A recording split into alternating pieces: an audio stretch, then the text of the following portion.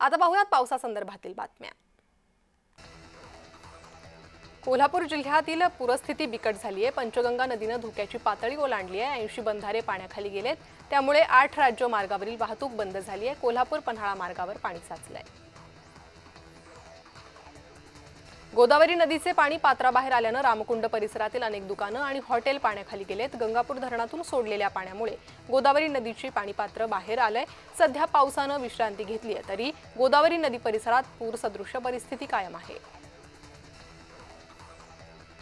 कोल्हापूरच्या आणूर बस्तवडे रस्त्यावर पुरामुळे रस्ता बंद असतानाही ट्रक चालकाने प्रवास केला। यात ट्रक पाण्यात बंद पडला। पुराच्या पाण्याने वेढलेल्या ट्रकवर चालक आणि क्लीनर अडकले होते। यावर आपत्ती व्यवस्थापन पथकाच्या जवानांनी दोघांची सुटका केली आहे।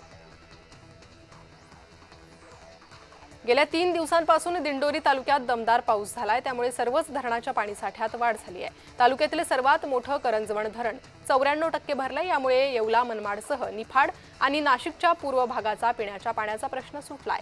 तिसगाव धरणाने 100 गाठली आहे।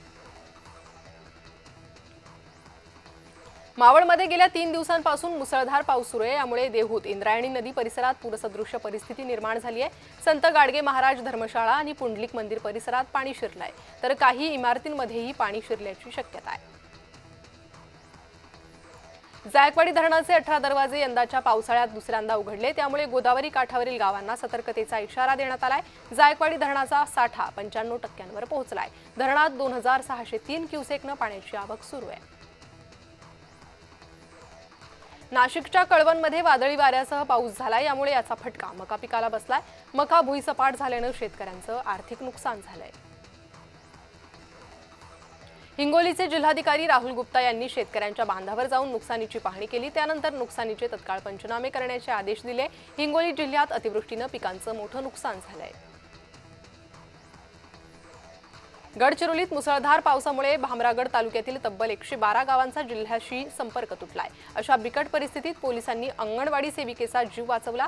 भारेवाडा येथील गंभीर आजारी अंगणवाडी सेविकेला पोलिसांनी हेलिकॉप्टरद्वारे गडचिरोलीत स्थलांतरित केलं।